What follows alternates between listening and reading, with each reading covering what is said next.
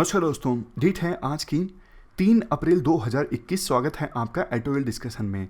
हिंदू में important articles आज नहीं हैं, तो 2 आर्टिकल्स हम डिस्कस करेंगे। एक तो इंडियन एक्सप्रेस का राइट टू एजुकेशन एक्ट 2009 से संबंधित और दूसरा डेली पायोनियर का म्यांमार की सिचुएशन से संबंधित। चलिए डिस्कशन स्टार्ट करते हैं। First important article right to education act 2009 से संबंधित है। इस आर्टिकल में फोकस इस बात पर है कि कैसे right to education act 2009 non minority institutions के साथ में डिस्क्रिमिनेशन करता है। यानी ये एक्ट जो है वो नॉन माइनॉरिटी इंस्टीट्यूशंस के अगेंस्ट बायस्ड हैं, ऐसा राइटर कहते हैं। और काफ़ी सारे वो आर्गुमेंट्स देते हैं अपने व्यू के पक्ष में। आप जीएस पेपर 2 के इस टॉपिक से आर्टिकल को कनेक्ट कर सकते हैं। ये सारे वो एस्पेक्ट्स हैं जो हम कवर करेंगे इस आर्टिकल की डिस्कशन में। पहले बेसिक्स की बात करते हैं। देखो, हमारे संविधान में ज़्यादातर जो फंडामेंटल राइट्स हैं वो स्टेट के अगेंस्ट इन्फोर्सेबल हैं। यानी ज़्यादातर फंडामेंटल राइट्स स्टेट से प्रोटेक्शन प्रोवाइड करते हैं। जैसे article 19 right to freedom of speech and expression की बात करता है, आर्टिकल 21 राइट टू लाइफ से संबंधित है। ज़्यादातर फंडामेंटल राइट्स इन्फोर्सेबल हैं अगेंस्ट द स्टेट। तो ऐसे फंडामेंटल राइट्स जो स्टेट से प्रोटेक्शन प्रोवाइड करते हैं वो हैं vertical application of fundamental rights. लेकिन देखो, कुछ फंडामेंटल राइट्स ऐसे भी हैं जो इंडिविजुअल्स से प्रोटेक्शन प्रोवाइड करते हैं। जैसे आर्टिकल 17 अनटचेबिलिटी के अगेंस्ट जो आर्टिकल है।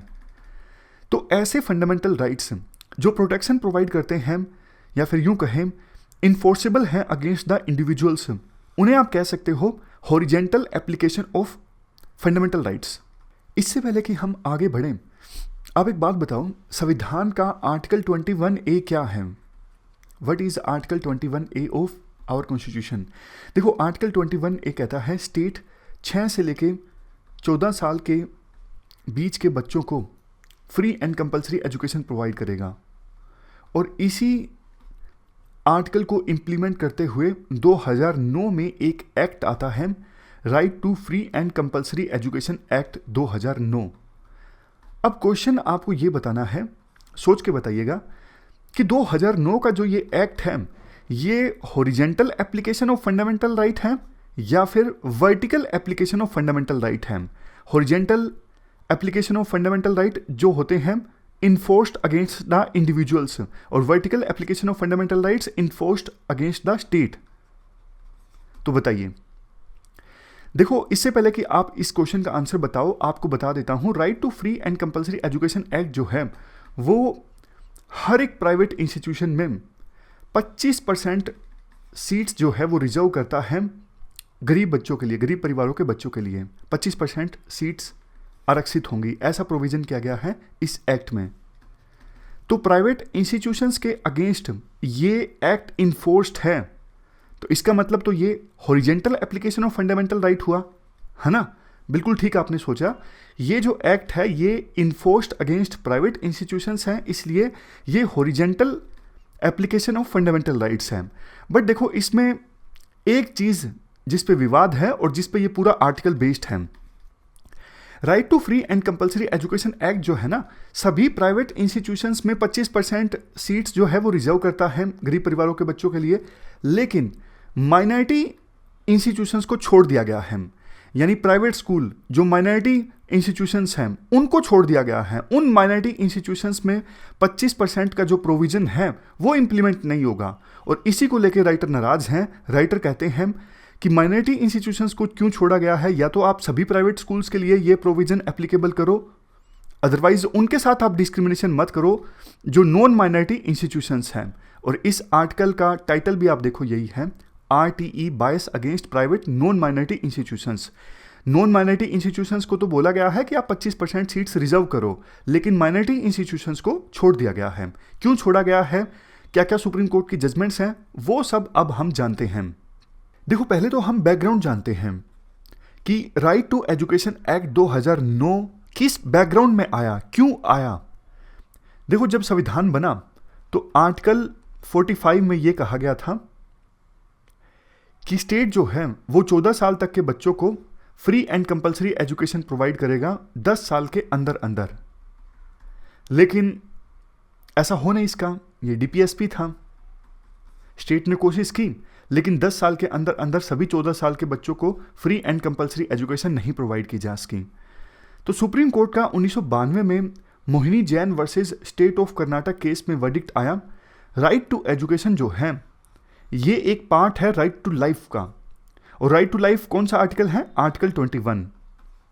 इसके एक साल बाद यानी 1993 में Unnikrishnan JP versus state of Andhra Pradesh case में सुप्रीम कोर्ट ने यह कहा स्टेट ड्यूटी बाउंड है, यानी स्टेट की ये ड्यूटी है 14 साल के बच्चों को एजुकेशन प्रोवाइड करना अपनी कैपेसिटी के अंतर्गत, मतलब जितनी स्टेट की इकोनॉमिक कैपेसिटी है उस कैपेसिटी के अंतर्गत 14 साल तक के बच्चों को फ्री एजुकेशन प्रोवाइड करना ये स्टेट की जिम्मेदारी है, ये स्टेट की ड्यूटी है। इवन देखो कोर्ट ने तो ये भी कह दिया ये टास्क जो है कि 14 साल तक के बच्चों को free and compulsory education provide करना, ये सिर्फ स्टेट के बस की बात नहीं है। इसमें private educational institutions including minority institutions को भी अपना रोल प्ले करना होगा गवर्नमेंट स्कूल्स के साथ साथ। सुप्रीम कोर्ट ने ये बोला था इन जजमेंट्स में कि प्राइवेट स्कूल जो हैं उनको भी अपना रोल प्ले करना पड़ेगा इंक्लूडिंग माइनॉरिटी स्कूल्स। तो इन जजमेंट्स के बाद सरकार के ऊपर प्रेशर बढ़ गया। आखिरकार 2002 में सरकार ने संविधान को अमेंड किया और ऐड कर दिया आर्टिकल 21A। आर्टिकल 21A ये 2002 में आया था, पहले नहीं था, जो कहता है कि 6 से 14 साल तक के बच्चों को free and compulsory education provide करेगा स्टेट। तो 2002 में आए इस आर्टिकल 21A को इंप्लीमेंट करने के लिए फिर 2009 में सरकार लेके आई राइट टू एजुकेशन एक्ट 2009। और इस राइट टू एजुकेशन एक्ट 2009 के मुख्य फीचर्स की हम बात करें, सबसे मेन फीचर तो देखो यही है, section 12(1)(c) non minority private unaided schools को 25% सीट्स रिजर्व करनी है एंट्री लेवल ग्रेड्स में। एंट्री लेवल ग्रेड्स मतलब छोटी क्लासेस जब बच्चे स्कूल में एंटर करते हैं, उन बच्चों के लिए जो इकोनॉमिकली वीकर हैं, जो डिसएडवांटेज सेक्शन से संबंध रखते हैं, गरीब परिवारों के बच्चे। और देखो अगर मान लीजिए कोई बच्चा जिसकी एज ज़्यादा हो गई है, 8 साल हो गई है, 9 साल हो गई है, अब उस बच्चे को एंट्री लेवल ग्रेड में तो एंटर नहीं करवा सकते ना, तो उन बच्चों को अप्रोप्रिएट क्लास में एडमिट किया जाएगा और इसके लिए सरकार पैसा देगी प्राइवेट स्कूल्स को, और वो पैसा शेयर किया जाएगा स्टेट गवर्नमेंट और सेंट्रल गवर्नमेंट के बीच। जो पैसा देना होगा प्राइवेट स्कूल्स को 25% सीट्स रिजर्व रखने के लिए। रिस्पॉन्सिबिलिटी शेयरिंग इसलिए है क्योंकि एजुकेशन जो है वो कॉन्करेंट लिस्ट में आता है। स्टेट और सेंटर दोनों कानून बना सकते हैं इस सब्जेक्ट के ऊपर। इसके अलावा देखो 2009 के आरटी एक्ट में और भी अच्छे अच्छे प्रोविजंस हैं, जैसे पुपिल टीचर रेशो यानी स्टूडेंट टीचर रेशो कितना होगा, building and infrastructure, school working days, teacher working hours, ये सब मेंशन हैं। और प्रोविजंस की बात करें तो 2009 का ये एक्ट मना करता है कि आप टीचर्स को नॉन एजुकेशनल वर्क के लिए डिप्लॉय नहीं कर सकते। सेंसस के लिए कर सकते हो, वो ज़रूरी है, इलेक्शन ड्यूटी के लिए भी कर सकते हो, डिजास्टर रिलीफ के लिए भी कर सकते हो, या फिर और कोई स्टेट लेजिस्लेचर एंड पार्लियामेंट का काम है उसके लिए भी कर सकते हो। लेकिन इन एक्सेप्शंस के अलावा किसी और काम के लिए आप टीचर को डिप्लॉय नहीं करोगे। और टीचर्स की अपॉइंटमेंट के लिए ज़रूरी एंट्री एंड एकेडमिक क्वालिफिकेशन होगी। ये एक्ट मना करता है टीचर्स जो है बच्चों को किसी प्रकार की फिजिकल पनिशमेंट या फिर मेंटल हरासमेंट नहीं कर सकते। स्क्रीनिंग प्रोसीजर नहीं हो सकता बच्चों का एडमिशन के लिए। स्क्रीनिंग प्रोसीजर मतलब जैसे आपने देखा होगा कोचिंग इंस्टीट्यूशंस एडमिशन करवाने के लिए टेस्ट लेते हैं कि आप टेस्ट दीजिए, आपके परफॉर्मेंस के आधार पर आपको एडमिट किया जाएगा। एक्चुअल में एथिक्स में आपने एक तरीका पढ़ा होगा, सोशल इन्फ्लुएंस। सोशल इन्फ्लुएंस में क्या होता है कि आप ज़्यादा लोगों को अट्रैक्ट कर सकते हो अगर आप ये साबित कर सकते हो इस चीज़ की कमी है। स्कैर्सिटी एक प्रिंसिपल होता है लोगों को अट्रैक्ट करने के लिए। जैसे एडवर्टाइजमेंट में ये तरीका इस्तेमाल होता है, लिमिटेड सीट्स लिमिटेड हैं ताकि लोगों को लगे कि इस चीज़ की वैल्यू है, सीट्स जल्दी से भर जाएंगी और वो एडमिशन ले लें। ये टेस्ट का तरीका भी कुछ ऐसा ही है कि मतलब बच्चे टेस्ट देंगे तो उन्हें लगेगा कि ये सबका नहीं हो रहा है, मैंने टेस्ट में अच्छा परफॉर्म किया इसलिए मेरा एडमिशन हो रहा है। तो वो है खैर मुद्दे पे आते हैं। Screening procedure for the admission of children, ऐसा नहीं हो सकता, बच्चों का किसी प्रकार से टेस्ट नहीं लिया जा सकता एडमिशन से पहले, तो इसलिए आजकल स्कूल्स बड़ी चालाकी करते हैं, बच्चों के पेरेंट्स का टेस्ट ले लेते हैं। कैपिटेशन फीस, पैसे मांग लेते हैं ना कि 5 लाख रुपए दो तो आपकी एडमिशन हो जाएगा, वैसा कोई कैपिटेशन फीस नहीं वसूली जा सकती। प्राइवेट ट्यूशन नहीं दी जा सकती टीचर्स के द्वारा, और वो स्कूल जिनको मान्यता नहीं प्राप्त है वो स्कूल नहीं चल सकते। ये सारी बातें भी बोली गई हैं। तो ये सारे प्रोविजंस बता के राइटर साबित करना चाहते हैं कि RTE एक्ट 2009 में ना सिर्फ 25% सीट्स रिजर्व करने का प्रोविजन है, बल्कि इसके साथ भी और बहुत सारे प्रोविजंस हैं। बट देखो, विवाद जो है वो इस बात को लेके है कि 25% सीट्स रिजर्व करने के लिए सिर्फ नॉन माइनॉरिटी प्राइवेट इंस्टीट्यूशंस को बोला गया है, माइनॉरिटी इंस्टीट्यूशंस को नहीं बोला गया है। अब देखो, इस मामले में यहाँ पे 2 जजमेंट्स का जिक्र करना जरूरी है। 2002 में TMA pi and others versus state of Karnataka and others 2002 case में सुप्रीम कोर्ट ने यह कहा था, माइनॉरिटी एजुकेशन इंस्टीट्यूशंस उनकी अलग से अपनी एडमिशन प्रोसेस हो सकती है जो कि fair, transparent and merit based होनी चाहिए। उनका अलग से फी स्ट्रक्चर हो सकता है और वो कैपिटेशन फ़ी नहीं चार्ज कर सकते, यानी एडमिशन के लिए अलग से ज़्यादा भारी भरकम वो जो फीस होती है 5 लाख दो, जब एडमिशन होगा 10 लाख, वो कैपिटेशन फ़ी आप नहीं चार्ज कर सकते। तो इस जजमेंट के 3 साल बाद एक जजमेंट आई इनामदार केस में। ये TMA पाई वाली जजमेंट कब आई? 2002 में। और इसके 3 साल बाद कौन सी जजमेंट आई? इनामदार केस में जजमेंट क्या थी? इसमें सुप्रीम कोर्ट ने कहा कि प्राइवेट इंस्टीट्यूशंस में रिजर्वेशन नहीं हो सकता, और दूसरा, माइनॉरिटी और नॉन माइनॉरिटी इंस्टीट्यूशंस को आप एक साथ ट्रीट नहीं कर सकते। जैसा माइनॉरिटी इंस्टीट्यूशंस को आप ट्रीट करते हो वैसा ही आप नॉन माइनॉरिटी इंस्टीट्यूशंस को ट्रीट कीजिए। ये जजमेंट आई थी 2005 में। इसके बाद अब देखो, प्राइवेट इंस्टीट्यूशंस में रिजर्वेशन का प्रोविज़न करना सरकार के लिए ज़रूरी था, OBCs के लिए और दूसरी कम्युनिटीज़ के लिए। तो सरकार ने संविधान को अमेंड कर दिया 2005 में। 93 कॉन्स्टिट्यूशनल अमेंडमेंट सरकार लेके आई और ऐड कर दिया आर्टिकल 15 में क्लास 5, जो कि बोलता है कि OBC socially and educationally backward और दूसरी जो कम्युनिटीज़ हैं, फॉर एग्जांपल SCs, STs, उनको प्राइवेट इंस्टीट्यूशंस में भी रिजर्वेशन दिया जा सकता है। एक बार आप ये देख भी लीजिए ताकि आपको आसानी से समझ में आ जाए। क्या कहता है class 5? Nothing in this article, ये आर्टिकल किससे संबंधित है? आर्टिकल 15। स्टेट कोई डिस्क्रिमिनेशन नहीं करेगा किसी सिटीजन्स के साथ religion, race, caste, sex, place of birth, किसी भी ग्राउंड पर। समझ गए? स्टेट कोई डिस्क्रिमिनेशन नहीं करेगा इन सब ग्राउंड्स पे। दूसरा, इन सब क्लास G ऑफ क्लास 1, क्या है ये राइट टू प्रोफेशन से संबंधित है। तो ये दोनों नहीं रोकेंगे, इन दोनों राइट्स का वायलेशन नहीं होगा अगर स्टेट प्राइवेट इंस्टीट्यूशंस में रिजर्वेशन का प्रोविजन करता है। कायदे से देखो, अगर स्टेट प्राइवेट इंस्टीट्यूशंस में रिजर्वेशन का प्रोविजन करता है तो इन दोनों राइट्स का वायलेशन हो जाता है ना। कैसे हो जाता है? एक तो स्टेट ने माइनॉरिटी इंस्टीट्यूशंस को छोड़ दिया, दोनों माइनॉरिटीज़ को, धर्म के नाम पे भी जो माइनॉरिटी है और लैंग्वेज के आधार पे भी जो माइनॉरिटी है। जबकि ये आर्टिकल क्या कहता है? आप रिलीजन के नाम पे डिस्क्रिमिनेशन नहीं कर सकते, लेकिन डिस्क्रिमिनेशन हो गया ना। मतलब जो धर्म वाले माइनॉरिटीज़ हैं उनके इंस्टीट्यूशंस को स्पेशल प्रेफरेंस दी जा रही है, उनके लिए रिजर्वेशन का प्रोविज़न नहीं है, बाकी नॉन माइनॉरिटी इंस्टीट्यूशंस के लिए है। ये राइटर का व्यू है। तो ये आर्टिकल 15 का उल्लंघन हो जाता है। और आर्टिकल 19 का उल्लंघन कैसे हो जाता है? आर्टिकल 19 का उल्लंघन ऐसे हो जाता है क्योंकि राइट टू प्रोफेशन है आपके पास, ये आपका फंडामेंटल राइट है। तो सरकार को पता था ये केस ना कोर्ट में जाएंगे, इसलिए सरकार ने पहले ही कह दिया संविधान में ये आर्टिकल 15 क्लास 5 ऐड करके कि भैया हम जो ये अगर रिजर्वेशन का प्रोविजन करेंगे ना प्राइवेट इंस्टीट्यूशंस में, तो वो ना तो आर्टिकल 15 का उल्लंघन माना जाएगा, ना ही आर्टिकल 19 क्लास 1 सब क्लास G का उल्लंघन माना जाएगा।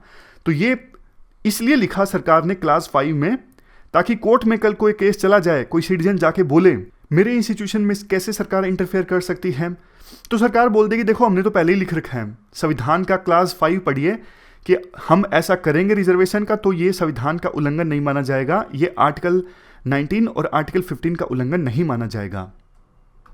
अब राइटर को दिक्कत देखो ये है, राइटर कहते हैं चलो आपने मान लिया कि प्राइवेट इंस्टीट्यूशंस में रिजर्वेशन का प्रोविजन कर दिया, लेकिन आपने aided and unaided minority educational institutions को क्यों छोड़ दिया? आप दोनों को अलग अलग कैसे ट्रीट कर रहे हो, इससे राइटर को शिकायत है। 2009 में जब ये एक्ट आया उसके बाद देखो प्राइवेट स्कूल्स इकट्ठा हो गए और केस फाइल किया सुप्रीम कोर्ट में, और सुप्रीम कोर्ट की जजमेंट भी आई। केस का नाम था society for unaided private schools of Rajasthan versus union of India. इस जजमेंट में सुप्रीम कोर्ट ने कहा ये एक्ट तो ठीक है, 25% रिजर्वेशन का जो प्रोविजन है ठीक है, लेकिन आप सिर्फ अनएडेड जो माइनॉरिटी इंस्टीट्यूशंस हैं उनको एग्जम्पशन दो। वो माइनॉरिटी इंस्टीट्यूशंस जो एडेड हैं, जिनको सरकार से मदद मिलती है, उन इंस्टीट्यूशंस में आप 25% सीट्स रिजर्व जरूर करो। तो इस जजमेंट के बाद सरकार ने फिर से 2012 में RTE एक्ट को अमेंड कर दिया। सरकार ने लिख दिया कि ये प्रोविजंस जो हैं वो subject to article 29 and article 30 हैं, और आर्टिकल 29 और आर्टिकल 30 आपको पता है ये माइनॉरिटी एजुकेशनल इंस्टीट्यूशंस के एडमिनिस्ट्रेटिव राइट्स को प्रोटेक्ट करते हैं। तो सरकार ने ये लाइन ऐड कर दी, सब्जेक्ट टू आर्टिकल 29 एंड 30, जिससे एक बार फिर से सभी माइनॉरिटी इंस्टीट्यूशंस को एग्जम्पशन मिल गई RTE एक्ट के इंप्लीमेंटेशन से।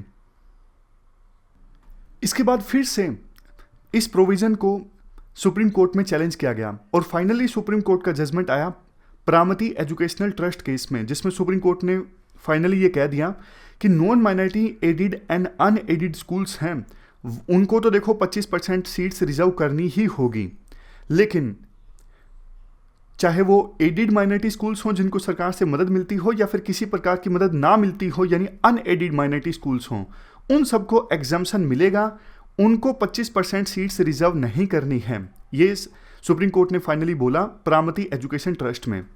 सुप्रीम कोर्ट ने कहा कि अगर माइनॉरिटी एजुकेशन इंस्टीट्यूशंस को 25% सीट्स रिजर्व करने के लिए बोला जाएगा तो स्कूल का जो माइनॉरिटी करैक्टर है वो डाइल्यूट हो जाएगा, इसलिए उनको ना बोला जाए 25% सीट्स रिजर्व करने के लिए।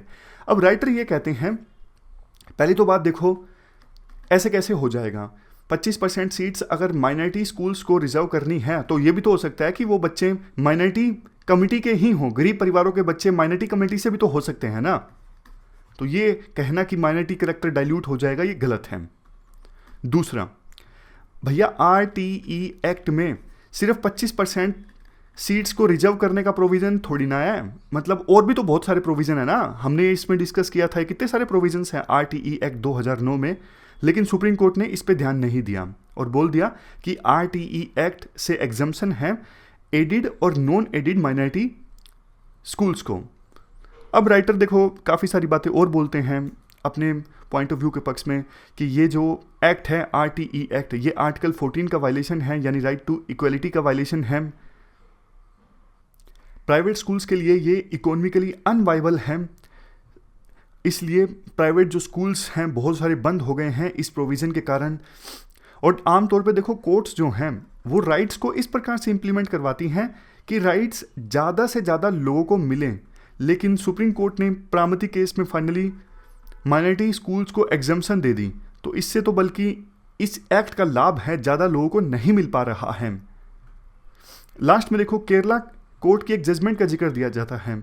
2016 में मोहम्मद मुश्ताक जज जो हैं वो केरला हाईकोर्ट के, इन्होंने Shobha George versus state of Kerala case में कहा कि RTE एक्ट का सेक्शन 16 जो है, जो ये बोलता है जब तक कि एलिमेंट्री एजुकेशन कंप्लीट नहीं हो जाती बच्चों को अगली क्लास में प्रमोट ना किया जाए। ये जो प्रोविज़न है ये माइनॉरिटी स्कूल्स को के लिए भी एप्लीकेबल है, लेकिन वकील ने बोला कि नहीं नहीं नहीं सर, ये जो माइनॉरिटी स्कूल्स हैं इनको एग्जम्पशन मिला हुआ है RTE एक्ट से, ऐसा सुप्रीम कोर्ट ने कहा था प्रामती जजमेंट में। तो जस्टिस मुश्ताक ने एक्सप्लेन किया, देखो माइनॉरिटी इंस्टीट्यूशंस की जो फंक्शनिंग है वो RTE एक्ट के अंतर्गत नहीं आती है, लेकिन संविधान के अंदर जो फंडामेंटल राइट्स हैं वो तो एप्लीकेबल है ना माइनॉरिटी इंस्टीट्यूशंस के ऊपर। तो इसलिए राइटर कहते हैं वे फॉरवर्ड होना चाहिए सभी माइनॉरिटी स्कूल्स के लिए केरला हाईकोर्ट की ये जस्टिस मुश्ताक की जजमेंट। तो ये पूरा आर्टिकल हमने डिस्कस किया, चलते हैं आगे। अगला आर्टिकल म्यांमार की सिचुएशन से संबंधित है। आप GS पेपर 2 के इस टॉपिक से आर्टिकल को रिलेट कर सकते हो ये सारे एस्पेक्ट्स हम कवर करेंगे इस आर्टिकल के डिस्कशन में। पहले थोड़ा बेसिक्स की बात करते हैं। देखो, म्यांमार को आज़ादी मिली ब्रिटेन से 1948 में। 1962 से लेके 2011 के बीच रूल रहा मिलिट्री का। बाद में 2008 के संविधान के अनुसार इलेक्शंस हुए और म्यांमार की मिलिट्री की ही प्रोक्सी पार्टी सत्ता में आ गई। संविधान जब देखो 2008 में म्यांमार का बना तो संविधान ऐसा था कि 25% सीट्स जो हैं असेंबली में मिलिट्री जनरल्स के लिए रिजर्व रहेंगी और कुछ मिनिस्ट्रीज भी मिलिट्री के लिए रिजर्व रहेगी। सिविलियन गवर्नमेंट का कोई रोल नहीं होगा उस मिनिस्ट्रीज के कामकाज में। तो 2015 में एनएलडी पार्टी, सू की जो पार्टी है, वो सत्ता में आई 2015 के इलेक्शन में। 5 साल तक सरकार चलाई। उसके बाद 2020 नवंबर में फिर से इलेक्शंस हुए और फिर से मेजोरिटी हासिल हुई। लग रहा था कि म्यांमार अब धीरे धीरे डेमोक्रेसी की तरफ आगे बढ़ रहा है। लेकिन देखो, कुछ दिनों पहले म्यांमार की मिलिट्री ने फिर से म्यांमार की सत्ता पर कब्जा कर लिया कू करके। आरोप ये लगाया गया कि नवंबर 2020 में जो इलेक्शंस कंडक्ट हुए उनमें भारी पैमाने पर धांधलेबाजी हुई, गड़बड़ी हुई, इसलिए 1 साल के लिए मिलिट्री रूल इस्टेब्लिश किया जाता है। तो तब से लेके अभी तक बहुत से प्रोटेस्टर्स की जान चली गई हैं जो कि इस कू का विरोध कर रहे हैं। बहुत से देशों ने सैंक्शंस लगा दिया है म्यांमार के ऊपर। जैसे देखो, अगर मेजर कंट्रीज़ की बात करें, चाइना ने तो कुछ खास कहा नहीं। चाइना ने कहा कि म्यांमार में सभी पार्टीज़ को रिस्पॉन्सिबिलिटी लेनी चाहिए ताकि म्यांमार में नेशनल स्टेबिलिटी को मेंटेन किया जा सके और लोगों के हित में, फंडामेंटल इंटरेस्ट में फैसले लिए जा सकें। तो जो अभी क्राइसिस हैं उनको कॉन्स्टिट्यूशनल एंड लीगल फ्रेमवर्क के अकॉर्डिंग हैंडल किया जाए, वो भी डायलॉग एंड कंसल्टेशन करके, ऐसा चाइना ने बोला। लेकिन देखो, चाइना ने जो स्टेटमेंट दी म्यांमार के ऊपर, उसमें एक बार भी जो अभी फिलहाल मिलिट्री सत्ता है, वहाँ पे जनरल्स की सत्ता है, उनके एक्शंस को क्रिटिसाइज नहीं किया चाइना ने। और यूनाइटेड नेशंस सिक्योरिटी काउंसिल से कोई कॉन्क्रीट रेजोल्यूशन नहीं निकल के आया। उसका रीजन चाइना भी है। चाइना ने अपनी वीटो पावर का इस्तेमाल किया। राइटर कहते हैं, चाइना ने देखो खुद ने अपने सिटीजन्स के ऊपर इतना सारा अत्याचार कर रखा है। हांगकांग में डेमोक्रेसी, कल हमने डिस्कस किया था, वो ऑलमोस्ट चली गई है। तियानमेन स्क्वायर पर स्टूडेंट प्रोटेस्टर्स इकट्ठा हुए थे 1989 में और उन पर गोलियां चलवाई गई। बहुत सारे प्रोटेस्टर्स की डेथ हो गई थी उस समय। जिंगजियांग रीजन में उइगर मुस्लिम्स पर बहुत ज़्यादा अत्याचार होता है। तो ऐसा देश कैसे म्यांमार में जब मिलिट्री के द्वारा उनके नागरिकों का हनन किया जाएगा तो आवाज़ उठाएगा। तो चाइना से कोई खास उम्मीद भी नहीं की जाती। इसीलिए चाइना के पास वीटो पावर है और उम्मीद भी कम है कि यूनाइटेड नेशंस सिक्योरिटी काउंसिल से कोई फैसला निकल के आएगा जुंटा के अगेंस्ट, यानी मिलिट्री रूल के अगेंस्ट। यूएस की बात करें, यूएस ने काफ़ी सारे एक्शन लिए हैं। यूएस ने म्यांमार के साथ साइन हुए 2013 के trade and investment framework agreement को सस्पेंड कर दिया है। इसके साथ साथ 10 जनरल्स जिनकी भूमिका है इस कू में, उन पर सैंक्शंस लगाए गए हैं। कुछ कॉमर्शियल एंटिटीज़ पर सैंक्शंस लगाए गए हैं। म्यांमार की गवर्नमेंट का $1 बिलियन का फंड अभी यूएसए में पड़ा है। उसे अब म्यांमार की सरकार यानी मिलिट्री गवर्नमेंट एक्सेस नहीं कर सकती, उसको फ्रीज कर दिया गया है फिलहाल के लिए। तो ये सारे स्टेप्स यूएसए ने उठाए हैं ताकि एक डेटरेंस क्रिएट की जा सके और म्यांमार में अभी जो मिलिट्री रूल हैं उसे ख़त्म करके फिर से डेमोक्रेसी को रिस्टोर किया जा सके। लेकिन देखो, ऐसा होगा नहीं। 2011 से पहले भी मिलिट्री रूल था, तब भी यूएसए ने बहुत सारे सैंक्शंस लगाए थे, लेकिन सैंक्शंस का तीव्र तो असर बिल्कुल नहीं हुआ। होले होले असर हुआ, बेशक आप कह सकते हो, तभी संविधान आया 2008 में, लेकिन सिर्फ यही असर रहा कि हाँ सैंक्शंस हैं इसलिए मिलिट्री ने अपनी सत्ता छोड़ दी हो, ये तो हम नहीं कह सकते। ब्रिटेन, कनाडा, न्यूजीलैंड, इन्होंने भी सैंक्शंस लगाए हैं म्यांमार में कुछ जनरल्स के ऊपर। ऑस्ट्रेलिया ने भी कहा है कि लिमिटेड जो कोऑपरेशन होता है टेटमडा के साथ, टेटमडा मतलब म्यांमार की आर्मी, वो सस्पेंड किया जाएगा और जो एड म्यांमार को दी जाती थी ऑस्ट्रेलिया के द्वारा, वो एड अब दी जाएगी एनजीओज को, यानी एड ग्रुप्स को। अब बात करें इंडिया की। इंडिया के लिए देखो दिक्कत है। दिक्कत क्या है इंडिया के लिए? अब वैसे तो आपको पता है इंडिया एक डेमोक्रेसी पसंद देश है। पहले भी इंडिया ने म्यांमार में डेमोक्रेसी को सपोर्ट किया है। लेकिन ना, जब इंडिया ने म्यांमार के साथ डील करना बंद कर दिया था, इंडिया पहले आइडियलिज्म की दुनिया में जीता था कि नहीं नहीं, म्यांमार में जब तक डेमोक्रेटिक सरकार नहीं आएगी हम म्यांमार की सरकार के साथ डील नहीं करेंगे। तो 1962 से लेकर 1990 के बीच इंडिया ने अपने म्यांमार के साथ संबंधों को बहुत कमज़ोर कर लिया, क्योंकि इंडिया को लगता था कि म्यांमार में डेमोक्रेसी नहीं है। लेकिन इसी बीच 1962 से लेकर 1990 के बीच चाइना का इन्फ्लुएंस म्यांमार के ऊपर बहुत ज़्यादा बढ़ गया। तब जाके इंडिया को याद आया, अरे हमने ये क्या कर दिया, हम तो आइडियलिज्म की दुनिया में जी रहे थे, लेकिन दुनिया आइडियलिज्म से चलती नहीं है। तो इंडिया को याद आया कि भैया कोई भी सरकार हो म्यांमार में, हम म्यांमार की सरकार के साथ संबंध मजबूत बनाएंगे। ये देखो इसलिए भी ज़रूरी हो गया था क्योंकि उस समय बहुत से इंसर्जेंट ग्रुप्स ऐसे थे जो मणिपुर, नागालैंड, इन राज्यों में इंसर्जेंसी करते, हमलों को अंजाम देते, बाद में म्यांमार की धरती पर चले जाते, वहाँ पे उनके कैंप हुआ करते थे। तो म्यांमार की धरती पर जाके उनके कैंप खत्म करना जरूरी थे और इसके लिए म्यांमार की सरकार का सहयोग चाहिए था। तो इंडिया ने आइडियलिज्म का रास्ता छोड़ दिया। इंडिया ने कहा कि नहीं नहीं, हम डेमोक्रेटिक सरकार का इंतजार नहीं करेंगे, हम कोई भी सरकार हो, चाहे मिलिट्री सरकार हो, कैसी भी सरकार हो भैया, हम आपके साथ डील करेंगे, हम आपके साथ संबंधों को मजबूत बनाएंगे। तो मतलब इंडिया रियलिज्म के रास्ते पर आ गया। देखो यही रीजन्स आज भी एप्लीकेबल होते हैं। आज भी इंडिया को यही डर है कि म्यांमार की आर्मी ने इंडिया की आर्मी के साथ काफ़ी कोऑपरेट किया है इंसर्जेंट कैंप्स को ख़त्म करने में। अगर हम म्यांमार की मिलिट्री गवर्नमेंट को क्रिटिसाइज़ करते हैं, कल को वो नाराज़ हो जाएंगे, फिर से जो म्यांमार की धरती पर इंसर्जेंट कैंप्स जो हैं वो एक्टिव हो जाएंगे, हमारे नॉर्थ ईस्ट में फिर से इंस्टेबिलिटी आ जाएगी। तो इंडिया ने कोई खास क्रिटिसाइज़ किया नहीं है अभी फ़िलहाल म्यांमार की मिलिट्री गवर्नमेंट को। दूसरा, इंडिया को ये भी डर लगता है कि कहीं म्यांमार की मिलिट्री गवर्नमेंट को क्रिटिसाइज़ किया गया तो ये हमारे साथ संबंध तोड़ लेंगे, चाइना का इन्फ्लुएंस फिर से बढ़ना इंक्रीज हो जाएगा। पहले से इंडिया इनसिक्योर फील करता है कि साउथ एशिया में और साउथ ईस्ट एशिया में चाइना का जो इन्फ्लुएंस है वो बहुत ज़्यादा बढ़ गया है। तो इंडिया ने तो ज़्यादा कुछ कहा नहीं है, सीधी सी बात है। इंडिया म्यांमार की आर्मी को हथियार भी बेच रहा है। इंडिया को ये भी लगता है कि थोड़े बहुत तो हम हथियारों का एक्सपोर्ट करने लगे हैं, अगर इनके साथ रिलेशन ख़राब कर लिए तो हथियार हमारे बिकेंगे नहीं, मतलब ये खरीदेंगे नहीं हमारे हथियार। बट देखो दूसरी तरफ इंडिया पूरी तरह से चुप भी नहीं हो सकता, क्योंकि इंडिया लार्जेस्ट डेमोक्रेसी है पूरे वर्ल्ड में। 140 करोड़ लोग और डेमोक्रेसी, ये वर्ल्ड में अपने आप में बड़ी अद्भुत चीज़ है। चाइना में डेमोक्रेसी नहीं है।